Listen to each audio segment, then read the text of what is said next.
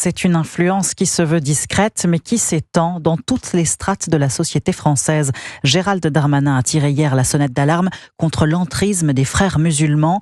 Dans le journal du dimanche, le ministre de l'Intérieur appelle à une prise de conscience des entreprises, des administrations, des maires et dénonce une menace d'ingérence et de déstabilisation de la République. Louis Dragnel, vous êtes le chef du service politique d'Europe 1. Expliquez-nous pourquoi Gérald Darmanin part soudainement en croisade contre la mouvance frériste.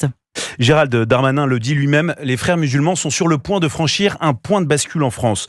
Un mode opératoire, pénétrer les administrations en incitant leurs membres à passer les concours de la fonction publique, défendre des revendications religieuses dans les entreprises ou encore donner des consignes de vote. Une source au renseignement intérieur explique, leur seul objectif est d'instaurer un califat mondial.